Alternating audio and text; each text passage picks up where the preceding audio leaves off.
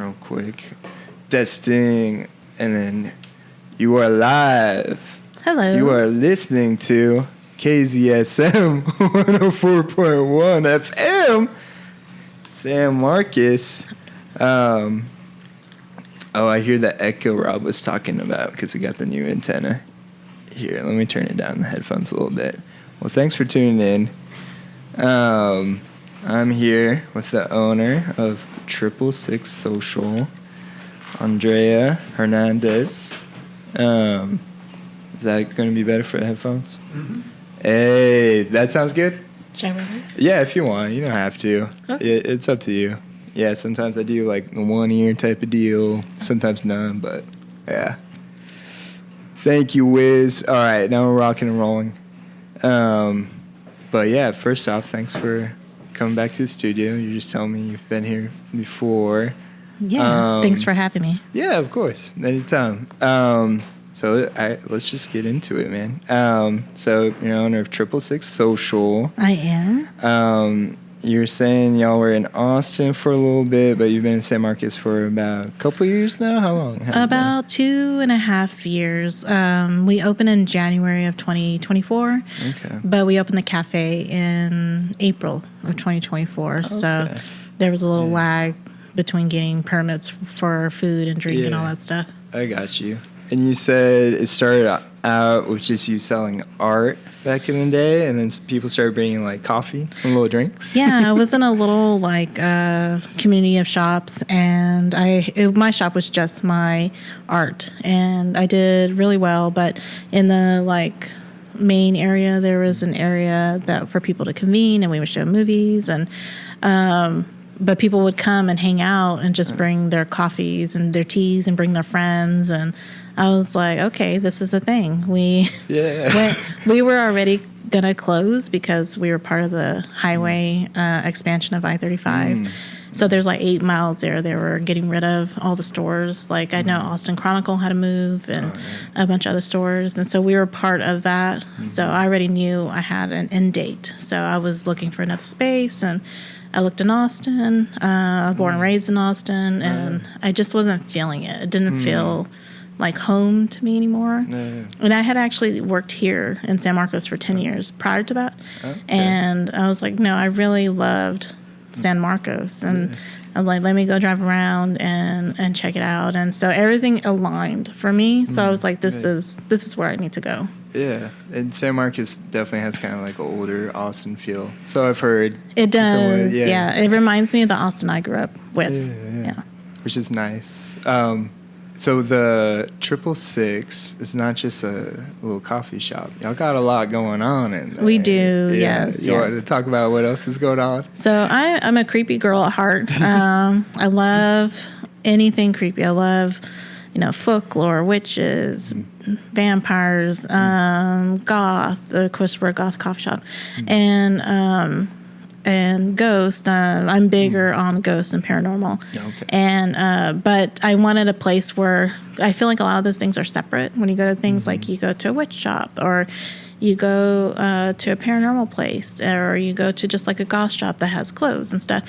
And I wanted a place that kind of brought it all together, all the weird together, because I feel like all those parts are me, and I feel like a lot of those parts are a lot of people, and not just, I think a lot of people identify as a lot of different things, and that's what I wanted, a place where kind of everyone felt comfortable, a dark place to kind of hang out and chill and, get weird. Yeah, no. Y'all are open pretty late, too. Is it midnight? Yeah, we just extended our hours. Before, we were just weekends till midnight, but now we were having to kick people out. And so we're like, I think it's time to extend our hours, because I eventually want to go to 24 hours. And I already asked like the permitting department and all. Let's see if I could do that, because I'm preparing for the future.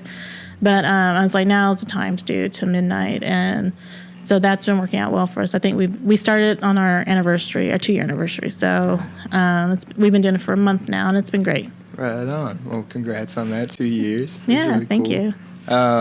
So you also have some like interesting artifacts, if you want to call them that. I saw that y'all have like a kid's coffin. Is that true? Is that still there or no? That is not there anymore. Okay. We rotated, just like vendors, we rotate paranormal investigators items in there, and we get other guests, which we actually have some things there from another paranormal investigator. It's just things that people don't want to house in their house, and I feel like it's we have an environment there that's kind of welcoming to ghosts or what you want to call it, and they find it a respectful place. So, and we do create a boundary. I have people that do that kind of stuff and make sure that customers are safe by going in the spot. But we don't have the coffin anymore. Okay. That was a previous. He was there our first year. They were called Parapeculiar. Okay. They're going on tour right now. There actually will be. You can actually see that old. All their haunted stuff will be in San Antonio for the Curious Twins paranormal event that's happening, I think, May 18th. It's May. It's mid-May. I don't remember when. Okay, yeah. But we have a new one, and the paranormal investigator we have is actually local to San Marcos, born and raised. Her name is Sydney Mendoza. Oh. And so most of that stuff there is from her or from my collection, and then from other people that have brought in stuff. How do you find this stuff? Do you go like Facebook Marketplace, Craigslist? Do you antique? No, well, it finds us most of the time.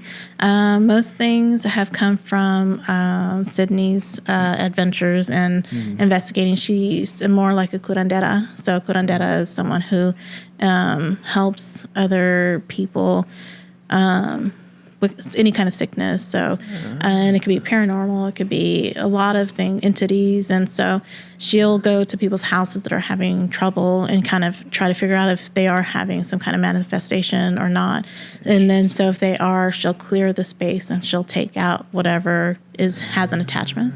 Okay. So that's what we have. Most of that stuff is from her doing that. The other stuff we have is mostly from people donating it. Like they don't want it in their house anymore. Yeah. They're moving. They don't want to take it with them. We've had things just dropped off with the letter on it. Oh, okay, I like that, yeah. We've had to get rid of things because they were too haunted. Oh. So, and some of those things were donated ones. And so they're like, we can't have, like, it was very ominous. I remember one of them, I got a message on Instagram, I think.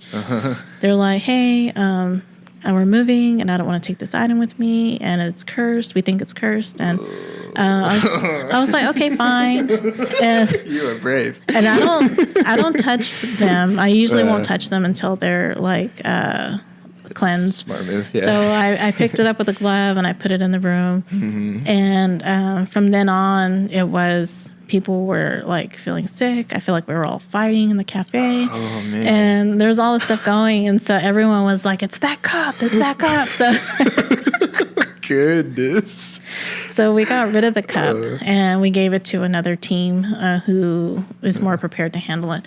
And since then, we've been fine. So was it like a little teacup or? It was. I looked it up. It was made from an artist from the 70s. So it was very weird looking. That like cool. It looked like it was carved. I don't know what out of, but it was very weird looking. And even the inside had some weird carvings and stuff. And the people that had it, they said they collect mugs. And so they would go to like estate sales or garage sales and they would just find weird mugs and they would collect them. But ever since they got that one, everything was downhill for them. No more garage sales. Yeah. Dang, man. That kind of falls into one of the questions I had, and I'm sure you get asked this a lot, but what's kind of like the oddest object that you've come across? Would it be that cup, or it would be, I'm sure there's other stuff too. We actually, let me think. What do we have right now? We have a few things. One thing we do have is they said it was cursed, ram. It looks like a ram's head, and it's carved out of wood, and we think it's from Africa, and it came from a customer of the cafe, a regular. They had a friend who was part of National Geographic, and so he had collected this on one of his trips. And since he said ever since he got it, it was just everything was downhill. Like I think he got divorced. He was in the hospital. It just all these weird things were happening. So he got rid of it, and it was very creepy. Like I always accidentally touch it, and it like freaks me out. Oh no! Because it's made. It looks like a ram, and it's painted. But it looks like it has real hair attached to it. Like, I don't know if it's like that's creepy. Human hair. It feels real. I don't know if it's like sheep hair, but it's very, very strange. And I think that was one of the strange things we had. That one, when he first dropped it off, I had it in my office. And it would make my stomach upset so much that I couldn't work in there. So I finally had them, like, because it wasn't cleansed or anything, I finally had them do like a cleanse and before we put it out to the public. So now it's fine. That's good. Yeah.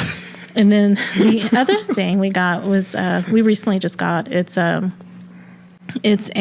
doll from Ed and Lorraine Warren's house. I don't know if you're familiar with who Ed and Lorraine Warren. No. They're popular for like all the Conjuring movies are made after them. I see. Okay. So that's they're real people. There's a lot of controversy about who they are and if they were really haunted or if they were just money, right? Yeah. Looking for that money. But which we all are, I guess. But I do believe there's some truth to what they were doing. There was probably a lot of non-truth to that too. But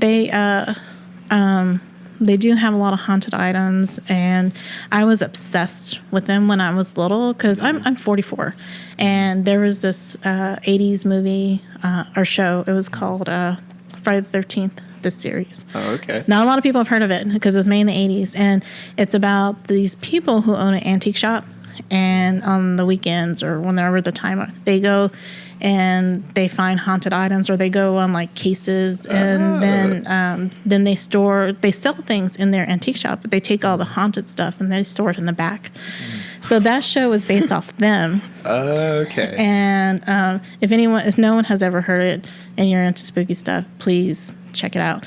It's such a great show in the 80s. But that's kind of like my start to that. And so I've kind of followed them and their whole lore. And so recently they're trying to move their museum, I think. So they're selling dolls from there. Okay. And so we got the first release of them, and it's in the shop right now. Oh no, freaking yeah.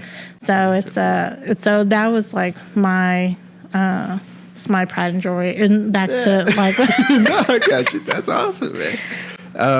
If someone wants to donate something, how would they cleanse it? Because I always hear about the stereotypical sage, holy water. Is there like a process that you recommend, or I would probably find like a professional. Because I honestly don't know how to do it. I got you. Yeah. I could probably try. Yeah. I do cleanse the shop every once in a while. Okay. I feel like it's all about intention. Anything you do is with intention, and you set that whatever that intention is, and that seemed to have worked for me. I'm not a professional. A lot of times when I watch them do it, there is definitely their own whatever faith they believe in that kind of comes into hand or doesn't. Just depending on how you kind of work. I know Sydney, who I work with, she uses a lot of her faith in what she's doing, and so she does prayers and regular cleansing and stuff. I haven't watched a full thing of her doing it, but I've helped her like salt things off. Oh, dang! Do a little touch here. Yeah. I've helped with that, like because we have a wedding dress there, which I know a lot of people have seen the wedding dress, and she can be. We figured out she doesn't like men. And so we have to salt her off sometimes to make sure she but she's gotten mad at me too, like when I recently moved everything around and I kept moving her, and I'm like, I'm sorry. Yeah. And to do it. And then finally something fell down. I was like, okay, I'm gonna leave. I'm just gonna leave you alone for a little bit. Yeah, no, take 10. Yeah. Take a little break here. Yeah. So I would definitely call a professional. Definitely, you can message me, and I can always find you help too if people need help. I know I have a lot of people in my back pocket. So nice. Yeah. Right on. And I hate to ask it. I'm sure you get asked this all the time, but do you have any like ghost stories or experiences? Oh, yeah, definitely. Okay. From my experience, and I've learned my whole journey on this crusade of having a cafe and making it haunted and all that stuff. Definitely learn a lot about myself. And so I've learned that most people, when there's ghosts, it's usually because you're haunted. And I knew that for a long time, that I was a haunted person.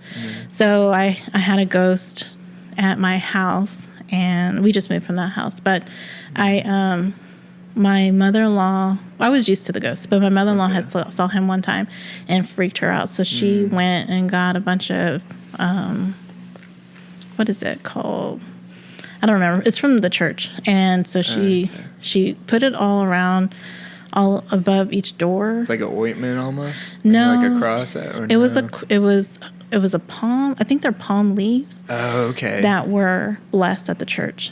So she lives down in like Los Fresnos, close to Brownsville. So I think there's a big church down there that does a lot of that stuff. Okay. So she came back with that and put it all over. And the moment, and I'm not a religious person, the moment that she did that, boom, they were gone. What? And I couldn't believe it. Wow. And we had lived there already for, I think, 10 years. So every day I would be afraid to go through this one. Yeah. What would happen? Would he just pop up and be like, hey? Yeah, it was mostly like shadows, and he would just pop up, and it was you had to pass by this living room just to get to our bedroom. So it was scary every day. And then it just went away. And when I opened up the cafe, but this has been going on before this house. Okay. So since I was little, when I had my first apartment with my first roommate, and my roommate was like, "You have a ghost," and I'm like, "No, I don't." And then I got married, and I lived with my husband's mom for a little while.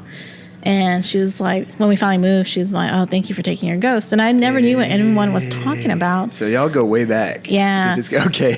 And so once she blocked them off at my house, and I opened the cafe, they followed me to the cafe. Oh. And so now that's why there's a lot of haunted activity there, because of the items that have followed me throughout my life. I don't know what they are, but I was told recently that I need to find someone to help me get rid of those ghosts. So I'm like, okay. Okay. Does it bother you at this point because it's been so long? No. Or is it just kind of like your little friend? You're like, hey, yeah. what's up? It doesn't bother me at all. I'm used to it now. Wow. It used to scare me when I was younger. It would scare me. Yeah. And now it's just like, oh, it's just, it's just funny now to me. So, that's really cool. So y'all kind of opened during the pandemic, is this right? During COVID, or? It was 2024. So, okay. So I actually quit my job to do my art during COVID.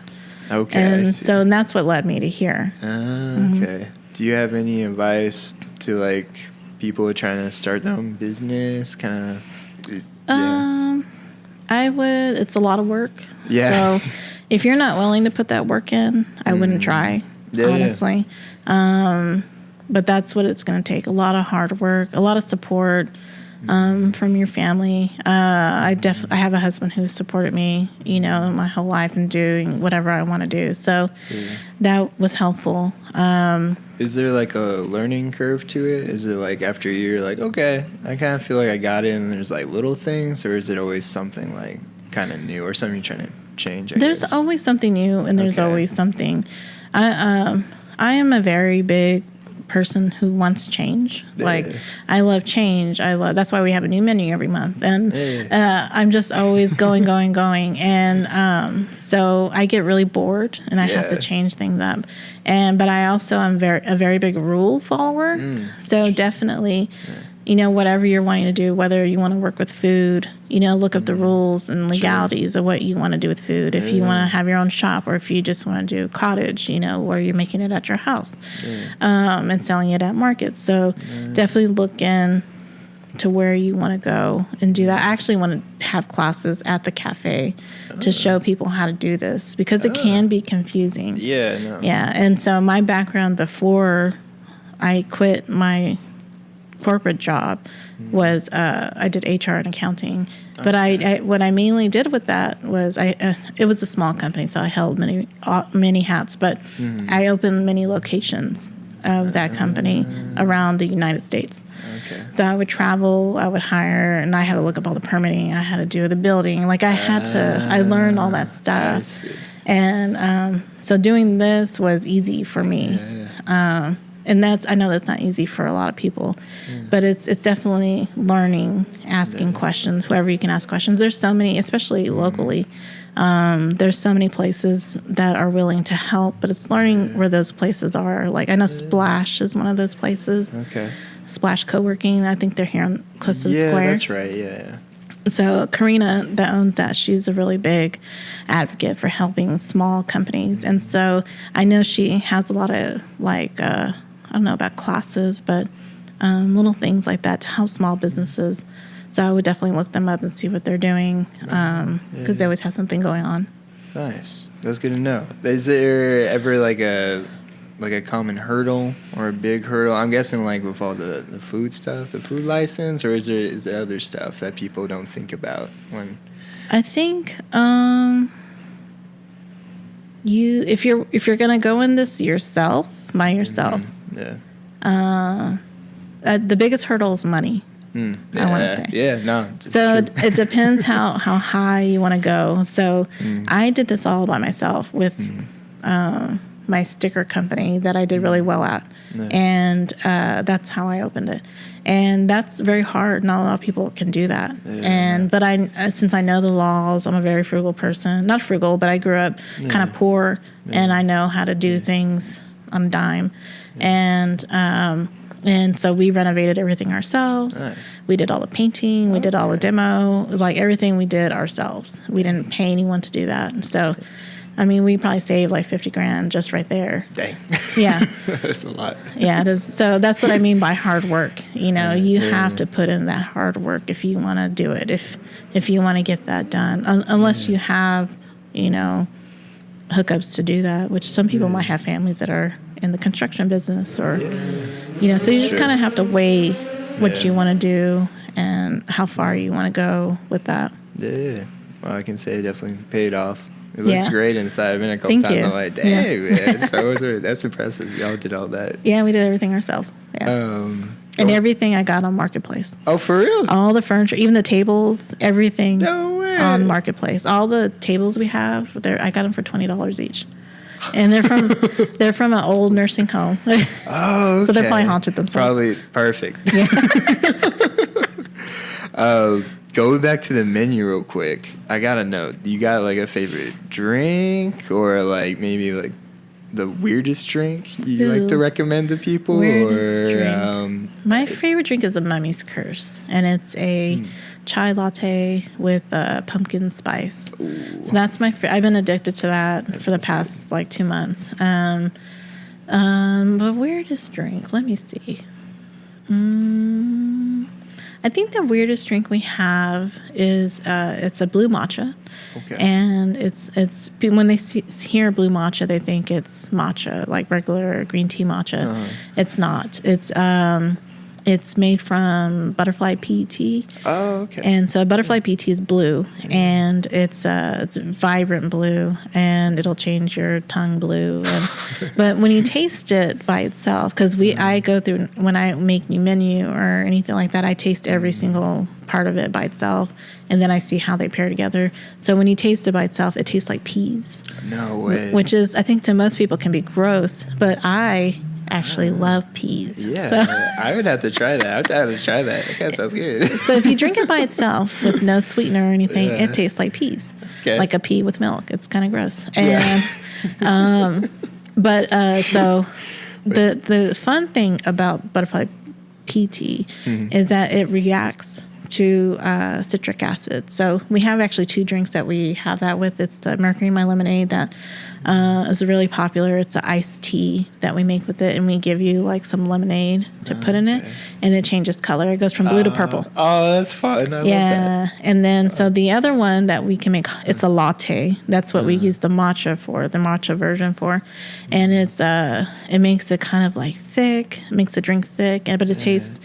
It tastes good with vanilla. It tastes good with a lot of different things, and it's just different. It's not your your similar drink that you can kind of get anywhere. Right, yeah. And I actually got the idea from that from my sister. She went to London and she showed me a picture of this blue latte she had. I'm like, what is that? Yeah. And then I had to do so much research. I had to find out how to make it. And it's made kind of like matcha. Okay. Well, we make it exactly like matcha, but there's little differences to get the texture right for it to actually get, you know, what it needs to be. But it took me like 2 months to figure it out, and finally I figured it out, and it's a popular hit there. That's so cool. So you mastered the craft. Yeah. I'll have to come by again and try that. Yeah. That sounds really good, actually. It's good, yeah. Where are y'all located for people who don't know? We're on Cheatham Street. We're 329 Cheatham Street. We're a couple blocks from the river entrance. Off of CM Allen, but we're right across the street from Patio del Chetto, if anyone's been there. Great wine bar. But yeah, come check us out. And what type of recurring events do y'all have? Every third Sunday, we do Sinister Sunday, which is our monthly market. Nice. We specialize in only like macabre vendors, so tarot, witchy items, and everything has to be handmade. No AI, no. I love that. No, just taking other, or like you get people that are boutiques and then they buy things from other vendors and then they come back and resell. I don't know. I see. Okay. That's a little weird to me. Yeah. And so to me, my being someone who was doing markets for 5 years is making sure that vendors are making their own items. That it's their stuff, and it's I don't know, but but it has to be macabre or dark or something like that, horror related, because it's hard for someone then I can speak for myself as a darker artist to find a place to sell your things. Yeah, I know. And so I only cater to that. I don't let other vendors come that don't do things like that, because they can go to any other market and do well.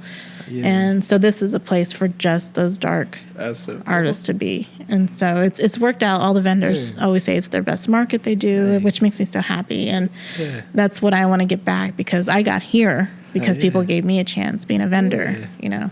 How would someone go about signing up for that? Would they get in contact with you or someone? Right now, I do mostly everything through Instagram.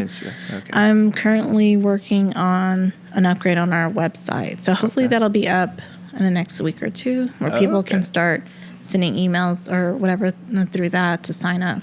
Okay, cool. Yeah. Cool. So new website. Yes. Trying to go 24/7, which is very cool too.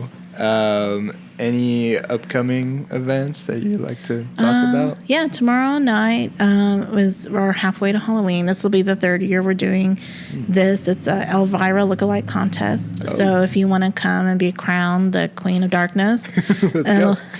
That'll be tomorrow night at 7 p.m. Is it at 7? I believe it's at 7. And I think there's a social hour and then a judging hour, and then we're going to show Mistress of the Dark, Elvira, and then that'll be with local San Marcos drag queen, Smokey Zabornak, who is regular at the cafe. So they host a monthly series called Smokey Screenings.